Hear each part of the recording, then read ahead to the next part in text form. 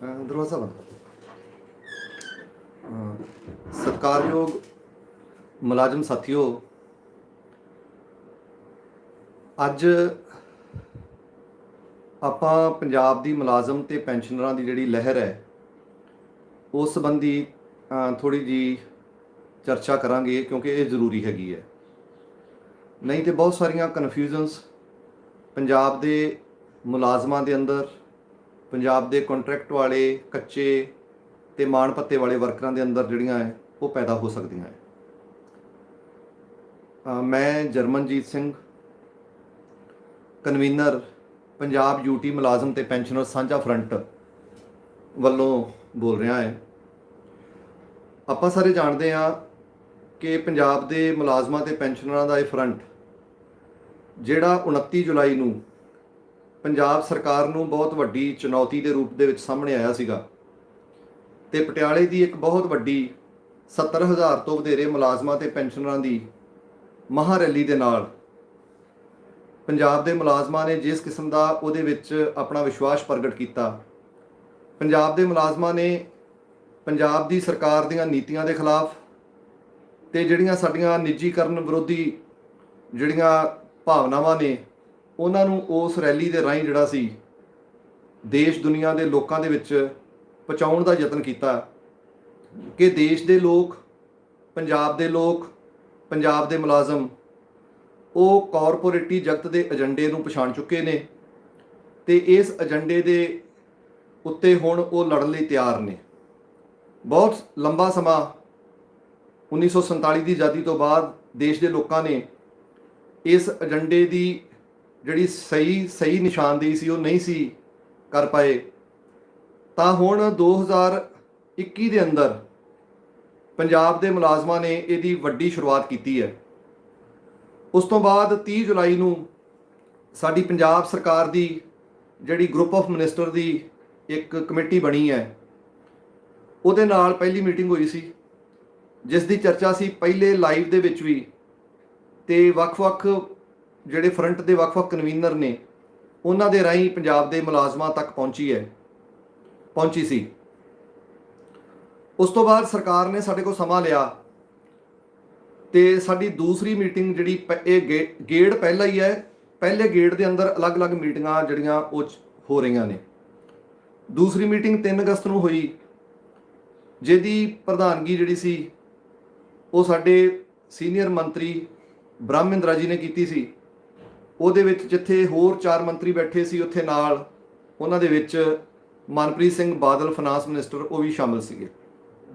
ਇਹਨਾਂ ਤੋਂ ਇਲਾਵਾ ਕੁਝ ਅਫਸਰਾਂ ਦੀ ਕਮੇਟੀ ਦੇ 3 ਅਫਸਰ ਜਿਹੜੇ ਸੀ ਉਹ ਵੀ ਸ਼ਾਮਿਲ ਸੀ।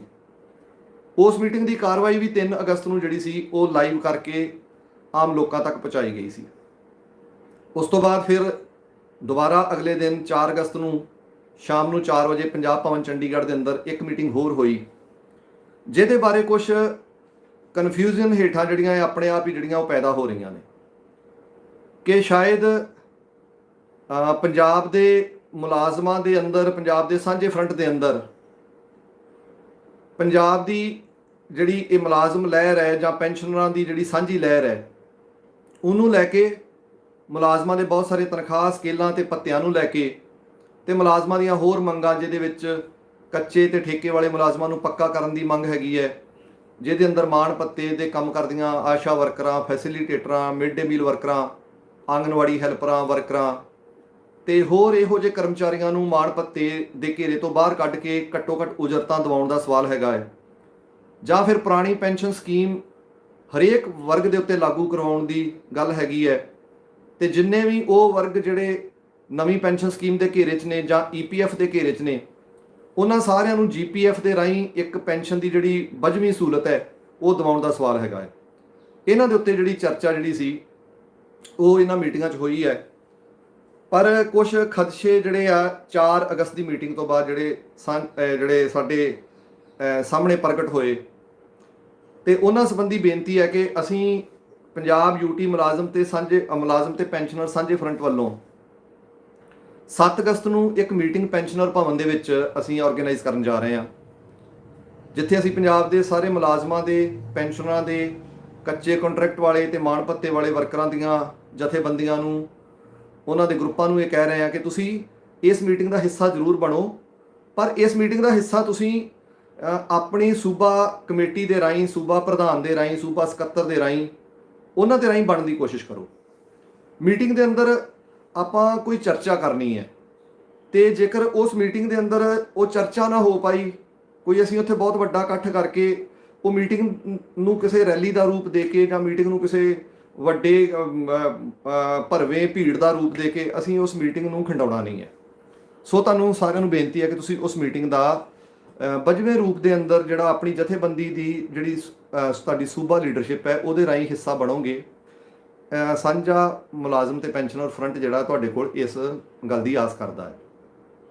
ਜਿਹੜੀ 4 ਅਗਸਤ ਦੀ ਮੀਟਿੰਗ ਸੀ, ਜਿੱਥੇ 30 ਜੁਲਾਈ ਦੀ ਮੀਟਿੰਗ ਤੇ 3 ਅਗਸਤ ਦੀ ਮੀਟਿੰਗ ਦੇ ਅੰਦਰ ਸਰਕਾਰ ਦੇ ਉੱਤੇ ਕਾਫੀ ਸਾਰਾ ਦਬਾਅ ਜਿਹੜਾ ਸੀ ਸਾਂਝੇ ਫਰੰਟ ਵੱਲੋਂ ਦਿੱਤਾ ਗਿਆ, ਉਹ ਦਬਾਅ ਅਸਲ ਦੇ ਅੰਦਰ ਪੰਜਾਬ ਦੇ ਲੋਕਾਂ ਦੇ 29 ਜੁਲਾਈ ਦੇ ਇਕੱਠ ਦੀ ਰਿਫਲੈਕਸ਼ਨ ਸੀਗਾ।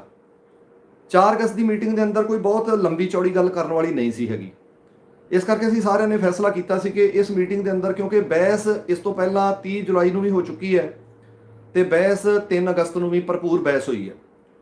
ਉਹਨਾਂ ਦੋਨਾਂ ਮੀਟਿੰਗਾਂ ਦੀਆਂ ਬਹਿਸਾਂ ਦੇ ਅੰਦਰ ਅਸੀਂ ਪੰਜਾਬ ਸਰਕਾਰ ਨੂੰ ਹਰੇਕ ਗੱਲ ਦੇ ਉੱਤੇ ਦਲੀਲ ਦੇ ਨਾਲ ਜਿਹੜਾ ਹੈ ਉਹ ਜਸਟੀਫਾਈ ਕਰਨ, ਆਪਣੇ ਪੱਖ ਨੂੰ ਜਸਟੀਫਾਈ ਕਰਨ ਦੀ ਕੋਸ਼ਿਸ਼ ਕੀਤੀ ਹੈ, ਜਿਹਦੇ ਵਿੱਚ ਸਾਂਝਾ ਫਰੰਟ ਜਿਹੜਾ ਸੀ ਉਹ ਕਾਮਯਾਬ ਰਿਹਾ। ਅਸੀਂ ਉਹਨਾਂ ਨੂੰ ਹਰੇਕ ਉਹ ਗੱਲ ਨੂੰ ਜਤਾਇਆ ਵੀ ਪੰਜਾਬ ਦੇ ਲੋਕਾਂ ਲਈ ਪੇ ਕਮਿਸ਼ਨ, ਪੰਜਾਬ ਦੇ ਮੁਲਾਜ਼ਮਾਂ ਲਈ ਪੇ ਕਮਿਸ਼ਨ ਕਿੰਨਾ ਜ਼ਰੂਰੀ ਹੈਗਾ ਹੈ, ਪੰਜਾਬ ਦੇ ਜਿਹੜੇ ਕੱਚੇ ਮੁਲਾਜ਼ਮ ਹੈ, ਠੇਕੇ ਵਾਲੇ ਮੁਲਾਜ਼ਮ ਹੈ, ਉਹਨਾਂ ਨੂੰ ਪੱਕਾ ਕਰਨਾ ਕਿੰਨਾ ਜ਼ਰੂਰੀ ਹੈਗਾ ਹੈ ਤੇ ਪੰਜਾਬ ਦੇ ਹਿੱਤ ਲਈ ਹੈ। ਇਹਦੇ ਅੰਦਰ ਕੁਝ ਵੀ ਇਵੇਂ ਦਾ ਨਹੀਂ ਹੈਗਾ ਕਿ ਪੰਜਾਬ ਦਾ ਖਜ਼ਾਨਾ ਜਿਹੜਾ ਹੈ ਉਹ ਮੁਲਾਜ਼ਮ ਸਾਰਾ ਖਾ ਗਏ, ਇਦਾਂ ਦਾ ਕੁਝ ਨਹੀਂ ਹੈ। ਪੰਜਾਬ ਦੇ ਹਰੇਕ ਵਿਅਕਤੀ ਦਾ ਜਦੋਂ ਕੈਪਟਨ ਸਰਕਾਰ 2017 ਦੇ ਵਿੱਚ ਆਉਂਦੀ ਹੈ ਤਾਂ ਉਸ ਤੋਂ ਪਹਿਲਾਂ ਉਹ ਲੋਕਾਂ ਦੇ ਨਾਲ ਵਾਅਦਾ ਕਰਕੇ ਆਇਆ, ਘਰ ਘਰ ਨੌਕਰੀ ਦਾ ਵਾਅਦਾ ਕੀਤਾ ਹੈ ਉਹਨਾਂ ਨੇ। ਅਸੀਂ ਉਹਨਾਂ ਦੇ ਵਾਅਦੇ ਦੇ ਮੁਤਾਬਕ ਜਿਹੜੇ ਆ ਅਸੀਂ ਉਹਨਾਂ ਨਾਲ ਗੱਲ ਕੀਤੀ ਵੀ ਤੁਸੀਂ ਇਹ ਵਾਅਦੇ ਕੀਤੇ ਸੀਗੇ, ਤੁਹਾਨੂੰ ਸਾਰਾ ਪਤਾ ਹੈ ਕਿ ਲੋਕਾਂ ਨੂੰ ਨੌਕਰੀ ਦੀ ਲੋੜ ਹੈ, ਨੌਜਵਾਨਾਂ ਨੂੰ ਰੁਜ਼ਗਾਰ ਦੀ ਲੋੜ ਹੈ, ਨੌਜਵਾਨਾਂ ਨੂੰ ਉਹਨਾਂ ਦੇ ਹੱਕਾਂ ਦੀ, ਅਧਿਕਾਰਾਂ ਲਈ ਖੜਾ ਹੋਣ ਦੀ ਲੋੜ ਹੈਗੀ ਹੈ। ਜਿਹੜੇ ਨੌਜਵਾਨ ਖੜੇ ਹੋ ਰਹੇ ਨੇ, ਖੜੇ ਹੋਣ ਤੋਂ ਬਾਅਦ ਰੁਜ਼ਗਾਰ ਚਾਹੀਦਾ ਹੈ, ਰੁਜ਼ਗਾਰ ਮਿਲਣ ਤੋਂ ਬਾਅਦ ਪੈਨਸ਼ਨ ਦੀ ਗਾਰੰਟੀ। 3 ਅਗਸਤ ਦੀ ਮੀਟਿੰਗ ਦੇ ਅੰਦਰ ਫੈਸਲਾ ਹੋਇਆ ਸੀ ਕਿ ਬਾਕੀ ਜਿਹੜਾ ਕੰਮ ਹੈ ਉਹ 4 ਅਗਸਤ ਨੂੰ, ਜਿਹੜਾ 3 ਅਗਸਤ ਨੂੰ ਗਰੁੱਪ ਸਿਵਲ ਸਕੱਤਰੇਤ ਚੰਡੀਗੜ੍ਹ ਦੇ ਵਿੱਚ ਉਹਨਾਂ ਨੇ ਜਿਹੜੀ 3 ਅਗਸਤ ਦੀ ਮੀਟਿੰਗ ਦੇ ਅੰਦਰ ਮੁਲਾਜ਼ਮਾਂ ਦੇ ਨਾਲ ਉਹ ਇੱਕ ਵਾਅਦਾ ਕਰਕੇ ਗਏ ਸੀ। ਉਹ ਵਾਅਦਾ ਇਹ ਸੀ ਕਿ ਉਹ 4 ਅਗਸਤ ਦੀ ਮੀਟਿੰਗ ਦੇ ਅੰਦਰ ਪੇ ਕਮਿਸ਼ਨ ਦੇ ਉੱਤੇ ਠੋਸ ਰੂਪ ਦੇ ਅੰਦਰ ਆਪਣੇ ਗੁਣਾਕ ਦੀ ਪ੍ਰਪੋਜ਼ਲ ਲੈ ਕੇ ਆਉਣਗੇ। ਮੁਲਾਜ਼ਮਾਂ ਨੇ ਉਹਨਾਂ ਨੂੰ ਆਪਣਾ ਰੁਖ ਦੱਸ ਦਿੱਤਾ ਸੀ ਸਾਂਝੇ ਫਰੰਟ ਨੇ ਕਿ 2.72 ਦੇ ਜਿਹੜੇ ਇਹਦੇ ਉੱਤੇ ਆਪਣੀ ਗੱਲਬਾਤ ਨੇਪਰੇ ਚੜ ਸਕਦੀ ਹੈ। 31, 12, 15 ਦੇ ਸਕੇਲਾਂ ਨੂੰ ਬਰਕਰਾਰ ਰੱਖਦੇ ਹੋਏ ਤੇ ਜਿਹੜੀਆਂ ਕੈਟੇਗਰੀਜ਼ 2011 ਵਿੱਚ ਪਛੜ ਗਈਆਂ, ਜਿਨ੍ਹਾਂ ਨੂੰ 83 ਕੈਟੇਗਰੀਜ਼ ਕਹਿੰਦੇ ਆ, ਉਹਨਾਂ ਦੀ ਜਾਂ ਤੇ ਰਿਵੀਜ਼ਨ ਨਹੀਂ ਹੋਈ ਤੇ ਜਾਂ ਫਿਰ ਜੇ ਰਿਵੀਜ਼ਨ ਹੋਈ ਤਾਂ ਉਹ ਰਿਵੀਜ਼ਨ ਜਸਟੀਫਾਈਡ ਨਹੀਂ ਸੀ। ਬਈ ਉਹਨਾਂ ਕੈਟੇਗਰੀਜ਼ ਨੂੰ ਜਿਹੜਾ ਵਧੇਰੇ ਗੁਣਾਕ ਦੇ ਕੇ ਉਹਨਾਂ ਦੀ ਉਹ ਜਿਹੜੀ ਪਿਛਲੇ ਸਮੇਂ ਦੀ ਜਿੰਨੀ ਵੀ ਉਹਨਾਂ ਦੀ ਜਿਹੜਾ ਉਹਨਾਂ ਨੂੰ ਘਾਟਾ ਪਿਆ ਹੈ, ਜਿਹੜਾ ਉਹ ਪਿੱਛੇ ਰਹਿ ਗਏ, ਪਛੜ ਗਏ, ਉਹਨਾਂ ਦੇ ਉਸ ਪਛੜੇਵੇਂ ਨੂੰ ਵੀ ਜਿਹੜਾ ਹੈ 16 ਤੋਂ ਘੱਟ ਦੂਰ ਜ਼ਰੂਰ ਕਰ ਲਿਆ ਜਾਵੇ। ਤਾਂ ਜਿਹੜਾ 4 ਅਗਸਤ ਨੂੰ ਉਹਨਾਂ ਦਾ ਜਿਹੜਾ ਫਾਰਮੂਲਾ ਸੀ, ਉਹ ਫਾਰਮੂਲੇ ਦੇ ਅੰਦਰ ਉਹਨਾਂ ਨੇ ਇਹ ਯਤਨ ਕੀਤਾ ਦੱਸਣ ਦਾ ਕਿ ਪੰਜਾਬ ਦੀ ਸਰਕਾਰ ਜਿਹੜੀ ਹੈ ਉਹ ਤੁਹਾਨੂੰ 15% ਦਾ ਇੱਕ ਵਾਧਾ ਦੇਵੇਗੀ, ਪਰ ਉਹ ਵਾਧਾ ਉਹਦੇ ਵਿੱਚ ਕਲੈਰਿਟੀ ਨਹੀਂ ਹੈਗੀ। ਉਸ ਵਾਧੇ 'ਚ ਅਸੀਂ ਉਹਨਾਂ ਨੂੰ ਇਹ ਪੁੱਛਿਆ ਵੀ ਤੁਸੀਂ 15% ਦਾ ਜਿਹੜਾ ਵਾਧਾ ਦੇ ਰਹੇ ਹੋ, ਇਹਨੂੰ ਕਲੀਅਰ ਕਰਨਾ ਬਣਦਾ ਹੈ, ਤੁਹਾਡੀ ਤੇ ਸਾਡੀ ਸਾਂਝੀ ਜ਼ਿੰਮੇਵਾਰੀ ਹੈਗੀ ਹੈ ਵੀ ਇਹ ਵਾਧਾ ਕਿਹੜੇ ਆਧਾਰ ਤੇ ਹੈ ਤੇ ਇਸ ਵਾਧੇ ਦੇ ਨਾਲ ਪੰਜਾਬ ਦੇ ਮੁਲਾਜ਼ਮਾਂ ਤੇ ਪੈਨਸ਼ਨਰਾਂ ਨੂੰ ਕਿਹੜਾ ਗੁਣਾਕ ਮਿਲਣ ਵਾਲਾ ਹੈ।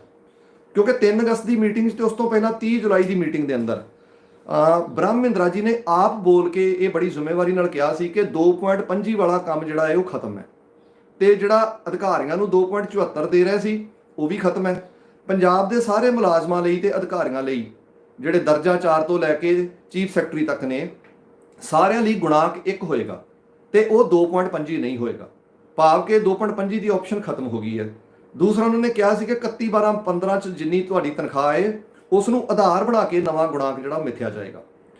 ਤਾਂ ਜਿਹੜੀ 4 ਅਗਸਤ ਵਾਲੀ ਮੀਟਿੰਗ ਹੈ ਉਹਦੇ ਅੰਦਰ ਉਹਨਾਂ ਨੇ ਗੁਣਾਕ ਤੋਂ ਆਪਣੇ ਆਪ ਨੂੰ ਪਾਸੇ ਕਰ ਲਿਆ ਬਈ ਗੁਣਾਕ ਦਾ ਤੇ ਤੁਸੀਂ ਜਿਹੜਾ ਉਹ ਜ਼ਿਕਰ ਹੀ ਨਾ ਕਰੋ, ਗੁਣਾਕ ਨੂੰ ਤੁਸੀਂ ਛੱਡੋ, ਪਰ ਸਾਂਝੇ ਫਰੰਟ ਨੇ ਇਹਦੇ ਉੱਤੇ ਆਪਣੀ ਰਾਏ, ਠੋਸ ਰਾਏ ਕਾਇਮ ਰੱਖੀ ਵੀ ਦੇਖੋ ਗੁਣਾਂਕ ਜਿਹੜਾ ਹੈ ਇਹ ਜ਼ਰੂਰੀ ਹੈ। ਜੇ ਤੁਸੀਂ ਗੁਣਾਂਕ ਨਹੀਂ ਦੱਸਦੇ ਤੇ ਲੰਮਸਮ ਤੁਸੀਂ ਵਾਧਾ ਕਰਨ ਦੀ ਗੱਲ ਕਰਦੇ ਹੋ ਕਿ 15% ਵਾਧਾ ਜਿਹੜਾ ਉਹ ਹਰੇਕ ਨੂੰ ਦਿੱਤਾ ਜਾਏਗਾ, ਹਰ ਵਿਅਕਤੀ ਨੂੰ 15% ਵਾਧਾ ਜਿਹੜਾ ਹੈ ਉਹ ਦਿੱਤਾ ਜਾਏਗਾ, ਤੇ ਤੁਸੀਂ ਗੁਣਾਂਕ ਨਹੀਂ ਦੱਸਦੇ ਤਾਂ ਇਹਦੇ ਨਾਲ ਜਿਹੜੀ ਕਲੈਰਿਟੀ ਜਿਹੜੀ ਉਹ ਨਹੀਂ ਬਣਦੀ। ਤਾਂ ਨਾ ਕਰੋ, ਤਾਂ ਇਹਦੇ ਵਿੱਚ ਉਹਨਾਂ ਨੇ ਜਿਹੜਾ ਗੁਣਾਂਕ ਦੇ ਉੱਤੇ ਆਪਣਾ ਪੱਲਾ ਪੂਰੀ ਤਰ੍ਹਾਂ ਝਾੜਿਆ, ਤੇ ਜਿਹੜਾ ਗੁਣਾਂਕ ਤੁਹਾਡੇ ਸਾਹਮਣੇ ਫਿੱਟ ਕੀਤਾ। ਤੁਸੀਂ ਦੇਖੋ ਮੈਂ ਦੱਸਣਾ ਚਾਹੁੰਦਾ ਹੈ ਬਈ ਉਹਨਾਂ ਨੇ ਗੁਣਾਂਕ ਇਸ ਰੂਪ 'ਚ ਕੀਤਾ ਕਿ 31/12/15 ਨੂੰ ਤੁਹਾਨੂੰ ਜਿੰਨੀ ਤਨਖਾਹ ਮਿਲਦੀ ਹੈ ਉਹ ਜਿਹੜਾ ਪੇ ਕਮਿਸ਼ਨ ਦਾ ਫਾਰਮੂਲਾ ਹੈ 2.25 ਵਾਲਾ ਤੇ 2.59 ਵਾਲਾ, ਉਹਦੇ ਅਨੁਸਾਰ ਉਹਨੂੰ ਗੁਣਾ ਕਰਨੀ ਹੈ। ਜਿਹੜੇ ਰਿਵਾਈਜ਼ਡ ਕੈਟੇਗਰੀਜ਼ ਵਿੱਚ ਹੈਗੇ ਉਹਨਾਂ ਨੂੰ 2.25 ਨਾਲ ਗੁਣਾ ਕਰਨੀ ਹੈ, ਜਿਹੜੇ ਅਨਰਿਵਾਈਜ਼ਡ ਕੈਟੇਗਰੀ ਵਿੱਚ ਹੈਗੇ ਉਹਨਾਂ ਨੂੰ 2.59 ਨਾਲ ਗੁਣਾ ਕਰਨੀ ਹੈ। ਉਹ ਜਿੰਨੀ ਤੁਹਾਡੀ ਤਨਖਾਹ ਬਣਦੀ ਹੈ 31/12/15 ਨੂੰ, ਜੇਕਰ ਉਹ 15% ਤੋਂ ਘੱਟ ਹੈ, ਮੰਨ ਲਓ ਕਿ ਕਿਸੇ ਕਰਮਚਾਰੀ ਦੀ ਤਨਖਾਹ 10% ਬਣਦੀ ਹੈ ਤਾਂ ਉਹਨੂੰ 5% ਦਾ ਹੋਰ ਵਾਧਾ ਦਿੱਤਾ ਜਾਏਗਾ। ਜੇ ਕਿਸੇ ਕਰਮਚਾਰੀ ਦੀ ਤਨਖਾਹ ਜਿਹੜੀ ਹੈ ਉਹ 7% ਬਣਦੀ ਹੈ, ਵਾਧਾ 7% ਬਣਦਾ ਹੈ, ਤਾਂ ਉਹਨੂੰ 7% ਦੇ ਵਿੱਚ 8% ਹੋਰ ਜੋੜ ਕੇ 15% ਵਾਧਾ ਉਹਨੂੰ ਜਿਹੜਾ ਉਹ ਕਰ ਦਿੱਤਾ ਜਾਏਗਾ। ਤੇ ਨਾਲ ਦੀ ਨਾਲ ਉਹ ਅਗਲੀ ਗੱਲ ਨੂੰ ਛੁਪਾ ਰਹੇ ਸੀ ਕਿ ਫਿਰ 1/1/16 ਨੂੰ ਜਦੋਂ ਫਿੱਟ ਕਰਨਾ ਹੈ ਤਾਂ ਉਹਦੇ ਸਕੇਲ ਕਿਹੜੇ ਹੋਣਗੇ। ਜਦੋਂ ਅਸੀਂ ਇਹਦੇ ਉੱਤੇ ਗੰਭੀਰਤਾ ਦੇ ਨਾਲ ਪੁੱਛਿਆ ਵੀ ਤੁਸੀਂ ਸਾਨੂੰ ਕਿਰਪਾ ਕਰਕੇ ਇਹ ਦੱਸਣ ਦਾ ਯਤਨ ਕਰੋ ਕਿ ਅਸੀਂ ਚਲੋ ਤੁਹਾਡੀ 15% ਦੀ ਗੱਲ ਨੂੰ ਵੀ ਫਿਲਹਾਲ ਹਾਲ ਦੀ ਘੜੀ ਅਸੀਂ ਮੰਨ ਕੇ ਚੱਲਦੇ ਹਾਂ, ਅਸੀਂ ਇਹਨੂੰ ਕੰਸੀਡਰ ਕਰਕੇ ਚੱਲਦੇ ਹਾਂ ਕਿ 15% ਇੱਕ ਵਾਧਾ ਜਿਹੜਾ ਹੈ ਆਪਾਂ ਨੇ ਤੈਅ ਕਰ ਲਿਆ, ਤੇ ਉਹਦੇ ਉੱਤੇ ਗੁਣਾਂਕ ਵੀ ਕੋਈ ਨਾ ਕੋਈ ਫਿੱਟ ਹੋਏਗਾ, 2.59 ਹੋਏਗਾ ਜਾਂ 2.58 ਹੋਏਗਾ ਜਾਂ 2.562 ਹੋਏਗਾ, ਜਿੰਨਾ ਵੀ ਹੋਏਗਾ। ਜਦੋਂ 1/1/16 ਨੂੰ ਉਹਨੇ ਟੇਬਲ 'ਚ ਕਨਵਰਟ ਹੋਣਾ ਹੈ ਤਾਂ 1/1/16 ਨੂੰ ਜਿਹੜੀ ਨਵਾਂ ਸਾਨੂੰ ਟੇਬਲ ਮਿਲਦਾ ਫਿਟਮੈਂਟ ਟੇਬਲ ਕਿਹੜਾ ਹੋਏਗਾ। ਤਾਂ ਇਹਦੇ ਉੱਤੇ ਜਿਹੜੇ ਵਿੱਤ ਸਕੱਤਰ ਸੀ, ਪ੍ਰਿੰਸੀਪਲ ਵਿੱਤ ਸਕੱਤਰ ਜਿਹੜੇ ਫਾਈਨਾਂਸ ਕੈਪਸ KAP ਸਿਨਹਾ ਜਿਹੜੇ ਹੈ, ਉਹਨਾਂ ਨੇ ਕਿਹਾ ਵੀ ਤੁਸੀਂ ਉਹ ਜਿਹੜਾ ਪੁਰਾਣੇ ਸਕੇਲ 'ਚ ਚਲੇ ਜਾਓਗੇ, ਭਾਵ ਕਿ 1/1/6 ਵਾਲੇ ਸਕੇਲ 'ਚ ਚਲੇ ਜਾਓਗੇ 1/1/16 ਨੂੰ। ਮਤਲਬ ਕਿ ਜੇ ਕਿਸੇ ਦੀ 5400 ਗ੍ਰੇਡ ਪੇ ਹੈਗੀ ਹੈ, ਉਹ 31/12/15 ਨੂੰ ਆਪਣੇ ਆਪ ਨੂੰ 15% ਵਾਧੇ ਦੇ ਨਾਲ ਜਿਹੜਾ ਹੈ ਉਹ ਸੈੱਟ ਕਰ ਲੇਗਾ, ਫਿੱਟ ਕਰ ਲੇਗਾ, ਤੇ ਇਸ ਤੋਂ ਬਾਅਦ 1/1/16 ਨੂੰ ਉਹ 4200 ਗ੍ਰੇਡ ਪੇ ਦੇ ਉੱਪਰ ਆਟੋਮੈਟਿਕਲ ਜਿਹੜਾ ਹੈ 4200 ਗ੍ਰੇਡ ਪੇ ਦੇ ਵਿੱਚ ਚਲਾ ਜਾਏਗਾ। ਇਵੇਂ 3200 ਗ੍ਰੇਡ ਪੇ ਵਾਲਾ ਜਿਹਦੀ ਪਹਿਲਾਂ 1/12/2011 ਤੋਂ ਪਹਿਲਾਂ 1900 ਗ੍ਰੇਡ ਪੇ ਸੀ, ਉਹ 3200 31/12/15 ਤੱਕ 3200 'ਚ ਆਪਣੇ ਆਪ ਨੂੰ ਫਿੱਟ ਕਰੇਗਾ, 15% ਵਾਧਾ ਲੈ ਲਏਗਾ, ਤੇ ਵਾਧੇ ਤੋਂ ਬਾਅਦ 1/1/16 ਨੂੰ ਉਹਦੀ ਫਿਟਮੈਂਟ ਜਿਹੜੀ ਹੈ ਉਹ 1900 ਦੀ ਗ੍ਰੇਡ ਪੇ 'ਚ ਹੋ ਜਾਏਗੀ। ਭਾਵ ਕਿ ਜਿਹੜੇ ਦਸੰਬਰ 2011 'ਚ ਜਾਂ ਜਿਹੜੇ ਅਕਤੂਬਰ 2011 'ਚ ਜਿਹੜੇ ਅਨੋਮਲੀ ਕਮੇਟੀ ਨੇ ਜਿਹੜੇ ਅਸੀਂ ਪੇ ਕਮਿਸ਼ਨ ਦੀ ਰਿਪੋਰਟ ਨੂੰ ਠੀਕ ਕੀਤਾ ਸੀਗਾ, ਗਲਤੀਆਂ ਨੂੰ ਠੀਕ ਕੀਤਾ ਸੀ, ਜਿਹੜੀਆਂ ਟਾਈਪੋਗ੍ਰਾਫੀਕਲ ਐਰਰ ਸੀਗੀਆਂ ਪੇ ਕਮਿਸ਼ਨ ਦੀ ਰਿਪੋਰਟ ਦੇ ਅੰਦਰ, ਤੇ ਉਹ ਵੀ ਸਾਰੀਆਂ ਇਹਨਾਂ ਨੇ ਖਤਮ ਕਰਨ ਦਾ ਫੈਸਲਾ ਕੀਤਾ। ਸਾਡੇ ਇੰਨੇ ਦਲੀਲਾਂ ਦੇਣ ਦੇ ਬਾਵਜੂਦ ਵੀ ਬਈ ਦਸੰਬਰ 2011 ਵਾਲੇ ਸਕੇਲ ਜਿਹੜੇ ਆ ਉਹਨਾਂ ਨੂੰ ਕਿਸੇ ਵੀ ਕੀਮਤ ਤੇ ਰੱਦ ਨਹੀਂ ਕੀਤਾ ਜਾ ਸਕਦਾ। ਇਸੇ ਤਰ੍ਹਾਂ ਜਿਹੜੇ ਜਿਨ੍ਹਾਂ ਨੂੰ ਪੇ ਕਮਿਸ਼ਨ ਦੀ ਅਨੋਮਲੀ ਕਮੇਟੀ ਨੇ ਜਿਹੜਾ ਸੋਧਿਆ ਹੈ, ਅਨੋਮਲੀ ਕਮੇਟੀ ਪੇ ਕਮਿਸ਼ਨ ਦਾ ਹੀ ਇੱਕ ਪਾਰਟ ਹੁੰਦੀ ਹੈ, ਇਹ ਉਹਦੇ ਤੇ ਵੀ ਗੱਲ ਕਰਨ ਨੂੰ ਤਿਆਰ ਨਹੀਂ ਹੋਏ, ਵੀ ਉਹ ਵੀ ਮੰਨਣ ਨੂੰ ਤਿਆਰ ਨਹੀਂ ਸੀ। ਇਸ ਕਰਕੇ ਸਾਂਝੇ ਫਰੰਟ ਨੇ ਇਹਦੇ ਉੱਤੇ ਫੌਰੀ ਜਿਹੜਾ ਸੀ ਫੈਸਲਾ ਕਰਨਾ ਵਾਜਬ ਨਹੀਂ ਸਮਝਿਆ। ਦੂਸਰੀ ਗੱਲ ਜਿਹੜਾ ਸੀਗਾ, ਜਦੋਂ ਗੱਲ ਕੀਤੀ ਗਈ ਅਨਰਿਵਾਈਜ਼ਡ ਕੈਟੇਗਰੀਜ਼ ਦੀ, ਕਿ ਅਨਰਿਵਾਈਜ਼ਡ ਕੈਟੇਗਰੀਜ਼ ਜਿਨ੍ਹਾਂ ਦੀ ਗਿਣਤੀ 83 ਨੇ, 83 ਹੈ, 83 ਦੇ ਵਿੱਚ ਬਹੁਤ ਸਾਰੀਆਂ ਕੈਟੇਗਰੀਜ਼ ਉਹ ਨੇ ਜਿਨ੍ਹਾਂ ਨੂੰ 2011 ਦੇ ਵਿੱਚ ਛੇੜਿਆ ਨਹੀਂ ਗਿਆ, ਉਵੇਂ ਦੀਆਂ ਉਵੇਂ ਰਹਿ ਗਈਆਂ। ਬਹੁਤ ਸਾਰੀਆਂ ਕੈਟੇਗਰੀਜ਼ ਉਹ ਨੇ ਜਿਨ੍ਹਾਂ ਤੋਂ ਘੱਟ ਕੁਆਲੀਫਿਕੇਸ਼ਨ ਵਾਲੇ, ਜਿਨ੍ਹਾਂ ਤੋਂ ਉਹਨਾਂ ਦੇ ਬਰਾਬਰ ਦੇ ਕੰਮ ਵਾਲੇ ਜਿਹੜੇ ਆ, ਘੱਟ ਕੁਆਲੀਫਿਕੇਸ਼ਨ ਵਾਲੇ ਵੀ ਬਰਾਬਰ ਦੇ ਕੰਮ ਵਾਲੇ ਵੀ 1900 ਗ੍ਰੇਡ ਪੇ ਤੋਂ 3200 ਗ੍ਰੇਡ ਪੇ ਤੇ ਗਏ ਨੇ, 2400 ਗ੍ਰੇਡ ਪੇ ਤੋਂ 3200 ਗ੍ਰੇਡ ਪੇ ਤੇ ਗਏ ਨੇ। ਪਰ ਉਹ ਕੈਟੇਗਰੀਜ਼ 1900 ਤੋਂ ਜਾਂ ਤੇ 1900 ਤੇ ਰਹੀਆਂ, 2400 ਵਾਲੀਆਂ 2400 ਤੇ ਰਹੀਆਂ, ਜਾਂ ਫਿਰ 1900 ਵਾਲੀਆਂ 2400 ਤੇ ਚਲੀਆਂ ਗਈਆਂ, ਜਾਂ ਫਿਰ 2400 ਵਾਲੀਆਂ 2800 ਤੇ ਚਲੀਆਂ ਗਈਆਂ। ਤਾਂ ਇਹ ਆਪਣੇ ਆਪ 'ਚ ਹੀ ਇੱਕ ਅਨੋਮਲੀ ਜਿਹੜੀ ਸੀ ਦਸੰਬਰ 2011 'ਚ ਫਿਰ ਬਣੀ, ਵੀ ਜਿਹਨੂੰ ਠੀਕ ਕਰਨ ਦੀ ਲੋੜ ਹੈਗੀ ਹੈ। ਇਹ ਕੈਟੇਗਰੀਜ਼ ਵਾਲੇ ਲੋਕ ਆਪਣੇ ਆਪ ਨੂੰ ਪਛੜਿਆ ਮਹਿਸੂਸ ਕਰਦੇ ਆ, ਤੇ ਉਹਨਾਂ ਦਾ ਪੂਰਾ ਅਧਿਕਾਰ ਜਿਹੜਾ ਜਸਟੀਫਾਈਡ ਹੈ। ਜਦੋਂ ਅਸੀਂ ਉਹਦੇ ਤੇ ਗੱਲ ਕੀਤੀ ਵੀ ਉਹਨਾਂ ਨੂੰ ਤੁਸੀਂ ਕਿੰਨਾ ਵਾਧਾ ਦਿੰਦੇ ਹੋ ਤਾਂ ਕਿ 31/12/15 ਨੂੰ ਉਹ ਵੀ ਆਪਣੇ ਦੂਸਰੇ ਸਾਥੀਆਂ ਦੇ ਨਾਲ ਮਿਲ ਸਕਣ, ਜਿਹੜਾ ਪਿਛਲਾ ਉਹਨਾਂ ਨੂੰ ਘਾਟਾ ਪੈ ਗਿਆ ਉਹ ਤੇ ਪੈ ਗਿਆ, ਪਰ ਘੱਟੋ ਘੱਟ 31/12/15 ਨੂੰ ਉਹਦੀ ਪੂਰਤੀ ਹੋ ਸਕੇ।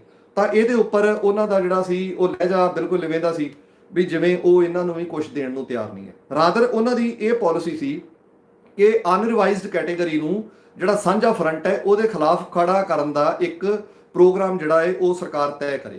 ਕਿਉਂਕਿ ਸਰਕਾਰ ਨੇ ਪਿਛਲੇ ਸਮਿਆਂ 'ਚ ਸਾਂਝੇ ਅਧਿਆਪਕ ਮੋਰਚੇ ਦੀ ਲਹਿਰ ਨੂੰ ਵੀ ਜਦੋਂ ਫੇਲ ਕਰਨਾ ਸੀ ਤਾਂ ਉਹਦੇ ਵਿੱਚ ਵੀ ਅਧਿਆਪਕਾਂ ਦੇ ਨਾਲ ਲੜਾਉਣ ਦਾ ਇਹਨਾਂ ਨੇ ਯਤਨ ਕੀਤਾ ਸੀਗਾ, ਜਿਹਦੇ ਅੰਦਰ ਕੁਛ ਹੱਦ ਤੱਕ ਕਾਮਯਾਬ ਵੀ ਹੋਏ। ਹੁਣ ਇਹ ਦੁਬਾਰਾ ਫੇਰ ਉਹੀ ਖੇਡ, ਉਹੀ ਵਾਰ-ਵਾਰ ਵਰਤਾਰਾ ਜਿਹੜਾ ਸੀ ਦਿੱਲੀ ਕਿਸਾਨ ਮੋਰਚੇ ਦੇ ਅੰਦਰ ਵੀ ਇਹ 25 ਜਨਵਰੀ ਤੇ 26 ਜਨਵਰੀ ਨੂੰ ਘਟਿਆ ਹੈ। ਉਸ ਤੋਂ ਬਾਅਦ ਲਗਾਤਾਰ ਇਹਦੇ ਉੱਤੇ ਸਰਕਾਰ ਨੇ ਕੰਮ ਕੀਤਾ। ਇਸੇ ਤਰ੍ਹਾਂ ਹੀ ਇਹ ਜਿਹੜਾ ਮੁਲਾਜ਼ਮਾਂ ਤੇ ਪੈਨਸ਼ਨਰਾਂ ਦਾ ਵੱਡਾ ਫਰੰਟ ਬਣਿਆ ਹੈ ਕਿਸਾਨ ਮੋਰਚੇ ਦੀ ਤਰਜ਼ ਤੇ, ਇਹਦੇ ਉੱਤੇ ਵੀ ਸਰਕਾਰ ਜਿਹੜੀ ਹੈ ਉਹ ਇਹ ਯਤਨ ਕਰ ਰਹੀ ਹੈ ਵੀ ਇਸ ਮੋਰਚੇ ਨੂੰ, ਇਸ ਸਾਂਝੇ ਅਨਰਿਵਾਈਜ਼ ਦੇ ਨਾਂ ਦੇ ਉੱਤੇ ਜਿਹੜਾ ਹੈ ਇਸ ਸਾਂਝੇ ਫਰੰਟ ਨੂੰ ਜਿਹੜਾ ਹੈ ਖੰਡਾ ਦਿੱਤਾ ਜਾਵੇ। ਇਹਦੇ ਵਿਰੁੱਧ ਇੱਕ ਮੁਹਿੰਮ ਜਿਹੜੀ ਆ ਪੰਜਾਬ ਦੇ ਅੰਦਰ ਚਰਚਾ ਚਲਵਾਈ ਜਾਵੇ। ਸੋ ਆਪਾਂ ਸਾਡਾ ਮੇਰਾ ਇੱਥੇ ਤੁਹਾਡੇ ਨਾਲ ਗੱਲਬਾਤ ਕਰਨ ਦਾ ਮਕਸਦ ਦੁਨੀਆ ਚੈਨਲ ਦੇ ਰਾਹੀਂ ਇਹੀ ਸੀਗਾ ਬਈ ਆਪਾਂ ਇਹਦੇ ਉੱਤੇ ਜਿਹੜਾ ਹੈ ਜ਼ਰੂਰ ਕੋਈ ਨਾ ਕੋਈ ਵਿਚਾਰ ਕਰੀਏ ਬਈ ਇਹ ਜਿਹੜੀ ਲੜਾਈ ਹੈ ਇਹ ਬੜੇ ਸਾਲਾਂ ਬਾਅਦ, ਮੈਂ ਆਪਣੀ ਜ਼ਿੰਦਗੀ ਦੇ ਵਿੱਚ ਮੁਲਾਜ਼ਮਾਂ ਦੀ ਪਹਿਲੀ ਵਾਰ ਇੰਨੀ ਵੱਡੀ ਲੜਾਈ ਜਿਹੜੀ ਹੈ ਉਹਨੂੰ ਦੇਖ ਰਿਹਾ ਹਾਂ ਤੇ ਆਪਾਂ ਸਾਰੇ ਹੀ ਇਹਦਾ ਹਿੱਸਾ ਹਾਂ। ਇਹ ਬਹੁਤ ਵੱਡੇ ਸਾਡੇ ਯਤਨਾਂ ਦੇ ਤੋਂ ਬਾਅਦ, ਪੰਜਾਬ ਦੀ ਮੁਲਾਜ਼ਮ ਲਹਿਰ ਦੇ ਹਰ ਕੋਨੇ ਦੇ ਯਤਨਾਂ ਤੋਂ ਬਾਅਦ ਇਹ ਸਾਂਝਾ ਫਰੰਟ ਹੋਂਦ ਵਿੱਚ ਆਇਆ ਹੈ। ਤੇ ਸ਼ਾਇਦ ਇਹ ਯੁੱਗ ਪਲਟ ਰਿਹਾ ਹੈ। ਜਿਹੜੇ ਬੇਜ਼ੁਬਾਨੇ ਹੈ ਉਹਨਾਂ ਨੂੰ ਆਵਾਜ਼ ਮਿਲ ਰਹੀ ਹੈ, ਉਹਨਾਂ ਨੂੰ ਜ਼ੁਬਾਨ ਮਿਲ ਰਹੀ ਹੈ। ਵੇਖੋ ਦਿੱਲੀ ਦੇ ਕਿਸਾਨ ਮੋਰਚੇ ਨੇ ਸਾਨੂੰ ਸਾਰਿਆਂ ਨੂੰ ਇੱਕ ਲਾਈਨ ਰੰਗਾਂ ਦੇ ਵਿੱਚ ਖਿੰਡੇ ਜਾਣ ਤੋਂ ਬਚਣ ਦੀ ਦਿਸ਼ਾ, ਉਹ ਦਿਸ਼ਾ ਹੈ ਸਰਕਾਰ ਦੇ ਵਿਰੁੱਧ ਵੱਡੀ ਲੜਾਈ ਨੂੰ, ਵੱਡੀ ਮੁਹਿੰਮ ਨੂੰ ਲਾਮਬੰਦ ਕਰਨ ਦੀ ਦਿਸ਼ਾ। ਉਹ ਦਿਸ਼ਾ ਹੈ ਜਿਹੜੀਆਂ 1991 ਦੇ ਅੰਦਰ ਨੀਤੀਆਂ ਆਈਆਂ ਸੀ, ਜਿਹੜੀਆਂ ਨੀਤੀਆਂ ਨੇ ਫੈਸਲਾ ਕੀਤਾ ਹੈ ਕਿ ਸਾਰਾ ਸਰਕਾਰੀ ਖੇਤਰ, ਸਾਰਾ ਉਹ ਸਾਂਝੀਵਾਲਤਾ ਦਾ ਖੇਤਰ, ਸਾਰਾ ਉਹ ਖੇਤਰ ਜਿਹੜਾ ਸਾਡੀ ਬੁਢਾਪੇ ਤੱਕ ਦੀ, ਮਰਨ ਤੱਕ ਦੀ ਗਰੰਟੀ ਚੁੱਕਦਾ ਹੈ, ਉਹ ਸਾਰੇ ਖੇਤਰ ਨੂੰ ਖਤਮ ਕਰ ਦਿੱਤਾ ਜਾਵੇ ਤੇ ਉਹਦੀ ਥਾਂ ਤੇ ਲੋਕਾਂ ਦੀ ਰੱਤ ਚੂਸਣ ਵਾਲਾ, ਲੋਕਾਂ ਦਾ ਲਹੂ ਪੀਣ ਵਾਲਾ ਇੱਕ ਉਹ ਖੇਤਰ, ਪ੍ਰਾਈਵੇਟ ਖੇਤਰ, ਨਿੱਜੀ ਖੇਤਰ ਖੜਾ ਕਰ ਦਿੱਤਾ ਜਾਵੇ। ਜਿਹੜਾ ਖੇਤਰ ਜਿਹੜਾ ਹੈ ਲੋਕਾਂ ਨੂੰ ਪੈਰ ਪੈਰ ਦੇ ਉੱਤੇ ਜਿਹੜਾ ਜਲੀਲ ਕਰਦਾ ਹੈ, ਉਹਨਾਂ ਨੂੰ ਗਰੀਬੀ 'ਚ ਧੱਕਦਾ ਹੈ, ਉਹਨਾਂ ਦੀ ਪੈਨਸ਼ਨ ਖੋਹਦਾ ਹੈ, ਉਹਨਾਂ ਦਾ ਰੁਜ਼ਗਾਰ ਖੋਹਦਾ ਹੈ, ਉਹਨਾਂ ਨੂੰ ਠੇਕੇ ਤੇ ਰੱਖ ਕੇ ਉਹਨਾਂ ਦਾ ਸ਼ੋਸ਼ਣ ਕਰਦਾ ਹੈ, ਉਹਨਾਂ ਨੂੰ ਮਾਣ ਭੱਤੇ ਦੇ ਉੱਤੇ 2-2 ਹਜ਼ਾਰ ਰੁਪਈਆ ਦੇ ਕੇ ਜਿਹੜਾ ਉਹਨਾਂ ਕੋਲੋਂ ਜਿਹੜਾ 20-25 ਹਜ਼ਾਰ ਰੁਪਈਏ ਦਾ ਕੰਮ ਲੈਂਦਾ ਹੈ। ਇਸ ਕਰਕੇ ਉਸ ਖੇਤਰ ਦੇ ਖਿਲਾਫ ਜਿਹੜੀ ਇਹ ਸਾਡੀ ਲੜਾਈ ਹੈ, ਇਹ ਅਸਲ ਦੇ ਅੰਦਰ ਸਾਂਝੇ ਫਰੰਟ ਦੀ ਲੜਾਈ ਜਿਹੜੀ ਹੈ ਇਹ ਵਿਚਾਰਧਾਰਕ ਜੰਗ ਹੈ, ਇਹ ਵਿਚਾਰਧਾਰਕ ਸੰਘਰਸ਼ ਹੈ। ਜਿਹੜਾ ਸੰਘਰਸ਼ ਕਿ ਇਸ ਦੇਸ਼ ਦੇ ਅੰਦਰ ਸਾਰੇ ਵਸੀਲਿਆਂ ਦੇ ਉੱਤੇ ਇਸ ਦੇਸ਼ ਦੇ ਲੋਕਾਂ ਦਾ ਅਧਿਕਾਰ ਹੈਗਾ ਕਿ ਨਹੀਂ ਹੈਗਾ, ਕਿ ਇਹ ਸਾਰਾ ਦੇਸ਼ ਜਿਹੜਾ ਇਹਨਾਂ ਨੇ ਕਾਰਪੋਰੇਟਾਂ ਦੇ ਹਵਾਲੇ ਕਰਕੇ ਸਾਡੇ ਕੋਲ ਜਿਉਣ ਦੇ ਸਾਰੇ ਸਾਧਨ ਜਿਹੜੇ ਉਹ ਸੀਮਤ ਕਰ ਦੇਣੇ ਆ ਤਾਂ ਕਿ ਅਸੀਂ ਸਿਰਫ ਜਿਉਂਦੇ ਰਹਿ ਸਕੀਏ ਤੇ ਇਹਨਾਂ ਦੇ ਗੁਲਾਮਾਂ ਵਾਂਗ ਕੰਮ ਕਰ ਸਕੀਏ। ਇਹਦੇ ਲਈ ਜ਼ਰੂਰੀ ਹੈਗਾ ਏ ਬਈ ਅਸੀਂ ਸਾਂਝੇ ਫਰੰਟ ਦੀ ਤਾਕਤ ਜਿਹੜੀ ਹੈ ਉਹਨੂੰ ਉਹਦੇ ਵਿੱਚ ਹੋਰ ਵਾਧਾ ਕਰੀਏ, ਉਹ ਸਾਂਝੇ ਫਰੰਟ ਦੀ ਤਾਕਤ ਨੂੰ ਕਲਮੀਨੇਟ ਕਰੀਏ ਤਾਂ ਕਿ ਆਪਾਂ ਇਹ ਪੰਜਾਬ ਦੇ ਅੰਦਰ ਜਿਹੜੀ ਵੱਡੀ ਹੋ ਰਹੀ ਲੜਾਈ ਹੈ, ਜਿਹੜਾ ਸੰਘਰਸ਼ ਦਾ ਮੈਦਾਨ, ਜਿਹੜੀ ਸੰਘਰਸ਼ ਦੀ ਕੈਨਵਸ ਬਹੁਤ ਵੱਡੀ ਹੋ ਗਈ ਹੈ, ਉਸ ਕੈਨਵਸ ਨੂੰ ਆਪਾਂ ਕੌਮੀ ਪੱਧਰ ਦੇ ਉੱਤੇ ਕਿਵੇਂ ਫਾਈਟ ਦੇ ਵਿੱਚ ਤਬਦੀਲ ਕਰਨਾ ਹੈ। ਕਿਉਂਕਿ ਇਹ ਜਿਹੜੀ ਜਿੰਨਾ ਵੀ ਕੁਛ ਹੈ ਇਹ ਸਾਰਾ ਕੁਛ ਇਕੱਲੇ ਪੰਜਾਬ ਦੇ ਹਾਕਮਾਂ ਦੇ ਵਿਰੁੱਧ ਲੜ ਕੇ ਅਸੀਂ ਨਹੀਂ ਬਦਲ ਸਕਦੇ।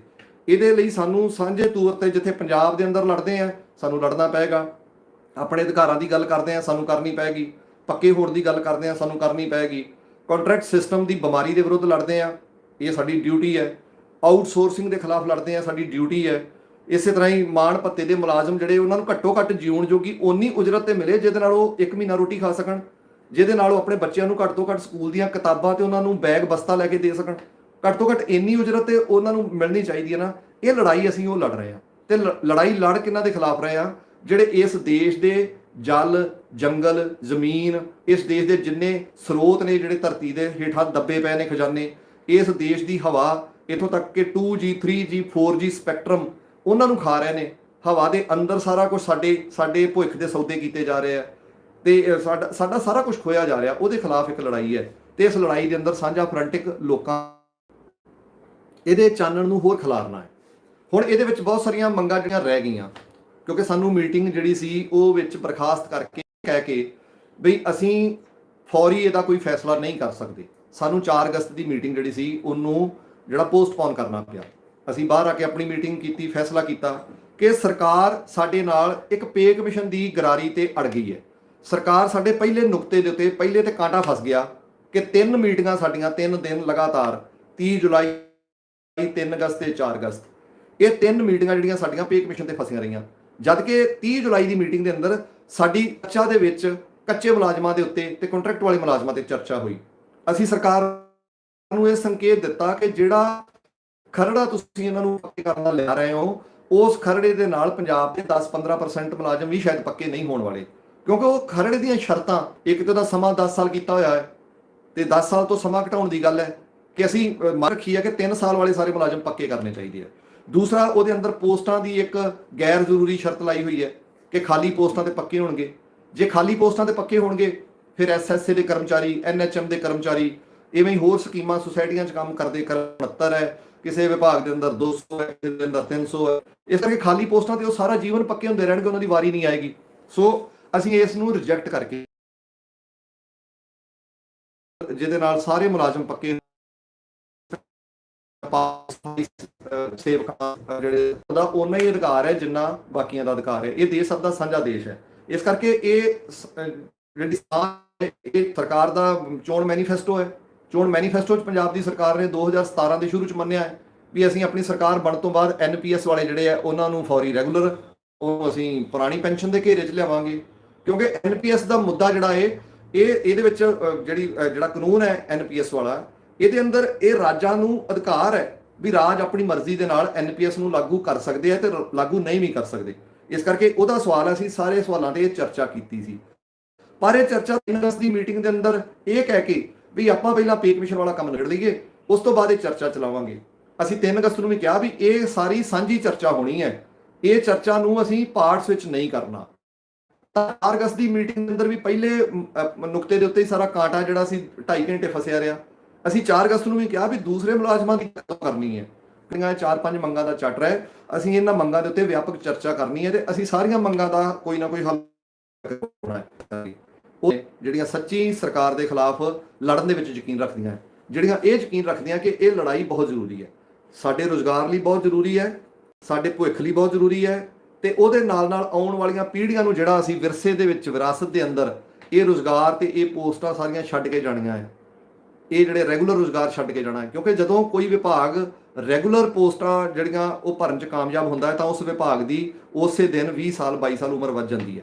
ਜੇਕਰ ਵਿਭਾਗਾਂ ਦੇ ਅੰਦਰ ਰੈਗੂਲਰ ਪੋਸਟਾਂ, ਪੱਕੀਆਂ ਪੋਸਟਾਂ ਖਤਮ ਹੋ ਜਾਣਗੀਆਂ, ਘਟ ਜਾਣਗੀਆਂ ਤੇ ਉਹਦੇ ਅੰਦਰ ਠੇਕੇ ਵਾਲੇ ਤੇ ਕੱਚੇ ਤੇ ਮਾਣਪੱਤੇ ਵਾਲੇ ਮੁਲਾਜ਼ਮਾਂ ਦੀ ਗਿਣਤੀ ਵੱਧ ਜਾਵੇਗੀ, ਤਾਂ ਸਮਝ ਲਓ ਕਿ ਉਸ ਵਿਭਾਗ ਦਾ ਬਹੁਤ ਜਲਦ ਭੋਗ ਪੈ ਜਾਵੇਗਾ। ਅਸੀਂ ਚਾਹੁੰਦੇ ਹਾਂ ਕਿ ਵਿਭਾਗਾਂ ਦੀ ਉਮਰ ਇਕੱਲੀ ਲੰਬੀ ਨਾ ਹੋਵੇ, ਇਹ ਉਮਰ ਪੱਕੀ ਹੋਵੇ, ਇਹ ਪਰਮਾਨੈਂਟ ਨੇਚਰ ਹੋਵੇ, ਵੀ ਸਰਕਾਰ ਨੂੰ ਮਜਬੂਰ ਕਰੀਏ ਕਿ ਕੋਈ ਵੀ ਉਹ ਕੰਮ ਜਿਹੜਾ ਕੰਮ ਪਰਮਾਨੈਂਟ ਨੇਚਰ ਦਾ ਹੈ, ਜਿਵੇਂ ਐਜੂਕੇਸ਼ਨ ਪਰਮਾਨੈਂਟ ਨੇਚਰ ਦੀ ਹੈ, ਸਹੂਲਤਾਂ ਪਰਮਾਨੈਂਟ ਨੇਚਰ ਦੀਆਂ ਹੈ, ਟਰਾਂਸਪੋਰਟ ਸਹੂਲਤਾਂ ਪਰਮਾਨੈਂਟ ਨੇਚਰ ਦੀਆਂ ਹੈ, ਪਾਣੀ ਵਾਲਾ ਕਿ ਪੰਜਾਬ 16ਵੇਂ ਨੰਬਰ ਦਾ ਸੂਬਾ ਬਣ ਗਿਆ। ਹੁਣ ਇਹ 16ਵੇਂ ਨੰਬਰ ਦਾ ਕਿੰਨੇ ਬਣਾ ਦਿੱਤਾ? ਇੱਥੇ ਰਾਜ ਤੇ ਕਾਂਗਰਸ ਅਕਾਲੀਆਂ ਤੋਂ ਬਗੈਰ ਕਿਸੇ ਨੇ ਕੀਤਾ ਨਹੀਂ। ਇਸ ਕਰਕੇ 16ਵੇਂ ਨੰਬਰ ਤੇ ਖਿਸਕਾਉਣ ਦੇ ਅੰਦਰ ਜਿਨ੍ਹਾਂ ਦਾ ਯੋਗਦਾਨ ਹੈ, ਅਸੀਂ ਉਹਨਾਂ ਨੂੰ ਜਿਹੜਾ ਹੈ ਉਹਨਾਂ ਦੇ ਖਿਲਾਫ ਅਸੀਂ ਆਪਣੀ ਲਾਮਬੰਦੀ ਨਾ ਕਰੀਏ, ਅਸੀਂ ਲੋਕਾਂ ਨੂੰ ਜਾਗਰਤ ਨਾ ਕਰੀਏ, ਤਾਂ ਮੈਂ ਸਮਝਦਾ ਇਹ ਵੀ ਠੀਕ ਨਹੀਂ ਹੈ।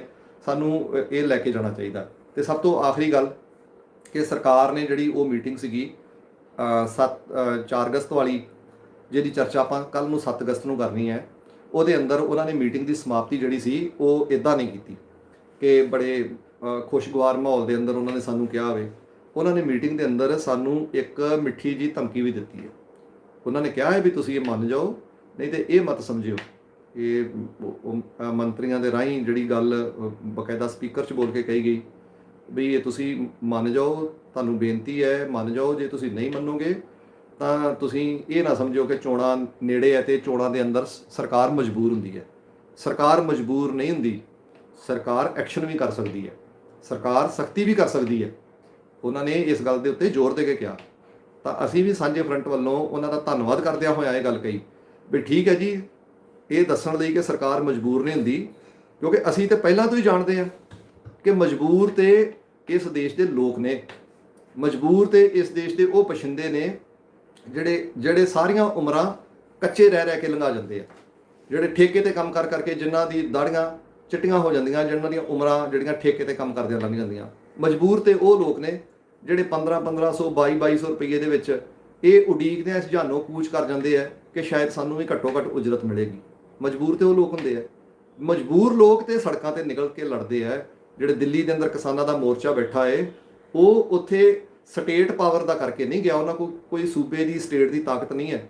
ਉਹ ਤੇ ਆਪਣੀਆਂ ਮਜਬੂਰੀਆਂ 'ਚੋਂ, ਆਪਣੀਆਂ ਥੁੜਾਂ 'ਚੋਂ ਉੱਥੇ ਗਏ ਆ ਬਈ ਅਸੀਂ ਹੋਰ ਜ਼ਿਆਦਾ ਮਜਬੂਰੀ ਜਿਹੜੀ ਹੈ ਇਹਨੂੰ ਸਹਿਣ ਨਹੀਂ ਕਰ ਸਕਦੇ। ਇਵੇਂ ਅਸੀਂ ਸਰਕਾਰ ਨੂੰ ਕਹਿ ਕੇ ਆਏ ਹਾਂ ਇਹ ਗੱਲ ਸਾਂਝੇ ਫਰੰਟ ਵੱਲੋਂ ਪੰਜਾਬ ਦੇ ਮੁਲਾਜ਼ਮਾਂ ਤੇ ਪੈਨਸ਼ਨਰਾਂ ਵੱਲੋਂ ਜਿਨ੍ਹਾਂ ਦੀ ਗਿਣਤੀ 6 ਲੱਖ ਹੈ, ਅਸੀਂ ਉਹਨਾਂ ਵੱਲੋਂ ਇਹ ਜ਼ਿੰਮੇਵਾਰੀ ਨਾਲ ਕਹਿ ਕੇ ਆਏ ਹਾਂ ਕਿ ਸਾਨੂੰ ਇਸ ਗੱਲ ਦਾ ਇਲਮ ਹੈ। ਅਸੀਂ ਭਲੀ ਭਾਂਤ ਜਾਣਦੇ ਹਾਂ ਕਿ ਸਰਕਾਰ ਜਾਂ ਸਟੇਟ ਮਜਬੂਰ ਨਹੀਂ ਹੁੰਦੀ, ਮਜਬੂਰ ਲੋਕ ਹੁੰਦੇ ਆ।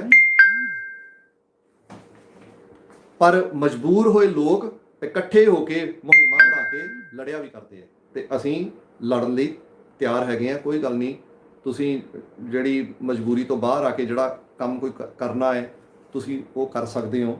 ਸਾਨੂੰ ਤੁਹਾਡੇ ਤੇ ਇਸ ਗੱਲ ਦਾ ਕੋਈ ਗਿਲਾ ਨਹੀਂ ਹੈ। ਲੋਕ ਸਦੀਆਂ ਤੋਂ ਲੜਦੇ ਆਏ ਹੈ, ਜ਼ੁਲਮ ਦੇ ਖਿਲਾਫ ਖੜ੍ਹਦੇ ਆਏ ਹੈ, ਜ਼ੁਲਮ ਦੇ ਖਿਲਾਫ ਖੜ੍ਹ ਕੇ ਤਸ਼ੱਦਦ ਝੱਲਦੇ ਆਏ ਹੈ, ਮਰਦੇ ਆਏ ਹੈ, ਆਪਣੇ ਬੱਚਿਆਂ ਨੂੰ ਮਰਵਾਉਂਦੇ ਆਏ ਹੈ। ਕੋਈ ਗੱਲ ਨਹੀਂ, ਪੰਜਾਬ ਦੇ ਮੁਲਾਜ਼ਮ ਲੜਨਗੇ ਤੇ ਇਹਦਾ ਫੈਸਲਾ ਆਪਾਂ ਕੱਲ੍ਹ ਕਰਾਂਗੇ ਵੀ ਆਪਣੀ ਹੋਣੀ ਕੀ ਹੈ, ਆਪਾਂ ਜਿਹੜੀ ਪੰਜਾਬ ਦੀ ਲਹਿਰ ਹੈ ਇਹਨੂੰ ਕਿਵੇਂ ਅੱਗੇ ਲੈ ਕੇ ਜਾਣਾ ਹੈ। ਸੋ ਕਿਰਪਾ ਕਰਕੇ ਸਾਰੇ ਸਾਥੀ 7 ਅਗਸਤ ਨੂੰ ਬਹੁਤ ਪੋਜ਼ਿਟਿਵ ਹੋ ਕੇ ਆਓ ਸਾਥੀਓ। ਕੋਈ ਵੀ ਮਨ ਦੇ ਅੰਦਰ ਸ਼ੰਕਾ ਲੈ ਕੇ ਨਾ ਆਓ। ਕੋਈ ਵੀ ਸਾਂਝੇ ਫਰੰਟ ਨੂੰ ਆਪਾਂ ਮਜ਼ਬੂਤ ਕਰਨਾ ਹੈ। ਸਾਂਝੇ ਫਰੰਟ ਨੂੰ ਕਿਸੇ ਵੀ ਕੀਮਤ ਤੇ ਖੜਾ ਕਰਕੇ ਰੱਖਣਾ ਇਹ ਸਾਡੀ ਜ਼ਿੰਮੇਵਾਰੀ ਹੈ। ਇਸ ਫਰੰਟ ਦੇ ਅੰਦਰ ਹਰ ਵਿਚਾਰਾਂ ਦੇ ਲੋਕ ਨੇ। ਇਸ ਫਰੰਟ ਦੇ ਅੰਦਰ ਲਾਲ ਰੰਗ ਤੋਂ ਲੈ ਕੇ ਨੀਲੇ, ਪੀਲੇ, ਕੇਸਰੀ ਸਾਰੇ ਰੰਗ ਮੌਜੂਦ ਹੈ। ਇਸ ਕਰਕੇ ਇਸ ਫਰੰਟ ਦੇ ਅੰਦਰ ਲੋਕਾਂ ਦੀ ਤਾਕਤ ਮੌਜੂਦ ਆ। ਇਸ ਫਰੰਟ ਦੇ ਅੰਦਰ ਪੰਜਾਬ ਦੇ ਮੁਲਾਜ਼ਮਾਂ ਤੇ ਪੈਨਸ਼ਨਰਾਂ ਦਾ ਵਿਸ਼ਵਾਸ ਮੌਜੂਦ ਆ। ਆਪਾਂ ਇਸ ਵਿਸ਼ਵਾਸ ਨੂੰ ਤਕੜਿਆ ਹੋ ਕੇ ਇੱਕ ਵੱਡੀ ਮੁਹਿੰਮ ਲਾਮਬੰਦ ਕਰਨੀ ਹੈ। ਸੋ ਮੈਨੂੰ ਆਸ ਹੈ ਕਿ ਤੁਸੀਂ ਸਾਰੇ ਸਾਥੀ ਪੰਜਾਬ ਯੂਟੀ ਮੁਲਾਜ਼ਮ ਤੇ ਪੈਨਸ਼ਨਰ ਸਾਂਝੇ ਫਰੰਟ ਦੀ ਇਸ ਅਪੀਲ ਤੇ ਬਈ ਆਪਾਂ 7 ਅਗਸਤ ਦੀ ਮੀਟਿੰਗ ਨੂੰ ਇਤਿਹਾਸਕ ਮੀਟਿੰਗ ਬਣਾਉਣਾ ਹੈ। ਇਸ ਮੀਟਿੰਗ 'ਚੋਂ ਆਪਾਂ ਠੋਸ ਫੈਸਲੇ ਲੈਣੇ ਆ। ਇਸ ਮੀਟਿੰਗ 'ਚੋਂ ਆਪਾਂ ਪੰਜਾਬ ਦੇ ਮੁਲਾਜ਼ਮਾਂ ਤੇ ਪੈਨਸ਼ਨਰਾਂ ਦਾ ਨਹੀਂ, ਪੰਜਾਬ ਦੀਆਂ ਆਉਣ ਵਾਲੀਆਂ ਪੀੜ੍ਹੀਆਂ ਦਾ ਭਵਿੱਖ ਤੈਅ ਕਰਨਾ ਹੈ। ਪੰਜਾਬ ਦੀਆਂ ਪੀੜ੍ਹੀਆਂ ਲਈ ਅਸੀਂ ਇੱਕ ਟਰੈਕ ਤੈਅ ਕਰਨਾ ਹੈ ਕਿ ਪੰਜਾਬ ਦੇ ਅੰਦਰ ਭਵਿੱਖ ਦੇ ਅੰਦਰ ਕਿਸ ਕਿਸਮ ਦੇ ਰੁਜ਼ਗਾਰ ਨੇ ਆਉਣਾ ਹੈ, ਪੱਕੇ ਰੁਜ਼ਗਾਰ ਨੇ ਆਉਣਾ ਹੈ ਜਾਂ ਠੇਕੇ ਵਾਲੇ ਰੁਜ਼ਗਾਰ ਨੇ ਆਉਣਾ ਹੈ। ਪੰਜਾਬ ਦੇ ਲੋਕਾਂ ਨੂੰ ਰੁਜ਼ਗਾਰ ਦੀ ਲੋੜ ਹੈਗੀ ਹੈ ਜਾਂ ਉਹਨਾਂ ਨੂੰ ਫਰਦਰ ਹੋਰ ਕਈ ਸਾਲ ਜਿਹੜੇ ਇਹਨਾਂ ਦੇ ਤਲਵੇ ਚੱਟਣ ਦੀ ਲੋੜ ਹੈ। ਪੰਜਾਬ ਤੇ ਦੇਸ਼ ਕਰਵਟ ਲੈ ਰਿਹਾ ਹੈ। ਉਸ ਕਰਵਟ ਦੇ ਅੰਦਰ ਆਪਾਂ ਨੂੰ ਮੌਕਾ ਮਿਲ ਰਿਹਾ, ਇਹ ਸੁਭਾਗ ਪ੍ਰਾਪਤ ਹੋ ਰਿਹਾ ਸਾਨੂੰ ਕਿ ਅਸੀਂ ਉਸ ਕਰਵਟ ਦਾ ਹਿੱਸਾ ਬਣ ਰਹੇ ਹਾਂ। ਅਸੀਂ ਉਹਨਾਂ ਅੰਦੋਲਨਾਂ ਦੇ ਅੰਗ ਸੰਗ ਖੜਨ ਦਾ ਯਤਨ ਕਰ ਰਹੇ ਹਾਂ ਜਿਹੜੇ ਅੰਦੋਲਨਾਂ ਦੀ ਕੌਮੀ ਤੇ ਕੌਮਾਂਤਰੀ ਪੱਧਰ ਤੇ ਚਰਚਾ ਛਿੜੀ ਹੋਈ ਹੈ। ਇਸ ਕਰਕੇ ਆਪਾਂ ਤੁਹਾਡੇ ਸਾਰਿਆਂ ਕੋਲੋਂ ਇਹ ਆਸ ਕਰਦੇ ਹਾਂ ਕਿ ਆਪਾਂ ਸਾਂਝੇ ਫਰੰਟ ਵੱਲੋਂ, ਸਾਂਝੇ ਫਰੰਟ ਦੇ ਝੰਡੇ ਹੇਠ, ਸਾਂਝੇ ਫਰੰਟ ਦੀ ਨਿੱਘਰ ਠੋਸ ਅਗਵਾਈ ਦੇ ਹੇਠ ਆਪਾਂ ਆਪਣੀ ਮੁਹਿੰਮ ਜਿਹੜੀ ਹੈ ਉਹਨੂੰ 7 ਅਗਸਤ ਨੂੰ ਹੋਰ ਅਗਾਂਹ ਵੱਲ ਨੂੰ ਕਿਵੇਂ ਖੜਨਾ ਹੈ, ਇਹਦੇ ਲਈ ਤੁਸੀਂ ਆਪਣੀ ਆਪਣੀ ਜਥੇਬੰਦੀ ਦੀ ਵਿਚਾਰ ਚਰਚਾ ਕਰਕੇ ਉਹਦੇ 'ਚੋਂ ਜੋ ਵਧੀਆ ਤੁਹਾਡੇ ਬੈਸਟ ਪੁਆਇੰਟ ਨੇ ਉਹਨਾਂ ਨੂੰ ਲੈ ਕੇ ਆਓ ਤੇ ਉਹਨਾਂ ਨੂੰ 1 2 3 4 ਮਿੰਟ ਜਿੰਨਾ ਵੀ ਸਮਾਂ ਉੱਥੇ ਹੋਏਗਾ ਉਹਦੇ ਨਾਲ ਤੁਸੀਂ ਸਾਂਝੇ ਫਰੰਟ ਦੇ ਨਾਲ ਸਾਂਝਾ ਕਰੋ ਤਾਂ ਕਿ ਆਪਾਂ ਆਪਣੇ ਅਗਲੇ ਜਿਹੜੀਆਂ ਰਣਨੀਤੀਆਂ ਨੇ, ਆਪਣਾ ਜੋ ਵੀ ਅਗਲਾ ਕਾਰਜ ਹੈ ਉਹਨੂੰ ਤੈਅ ਕਰ ਸਕੀਏ। ਤੁਹਾਡਾ ਸਾਰੇ ਸਾਥੀਆਂ ਦਾ, ਭੈਣਾਂ ਭਰਾਵਾਂ ਦਾ, ਸਾਰੇ ਮੁਲਾਜ਼ਮਾਂ ਪੈਨਸ਼ਨਰਾਂ ਦਾ ਬਹੁਤ ਬਹੁਤ ਧੰਨਵਾਦ।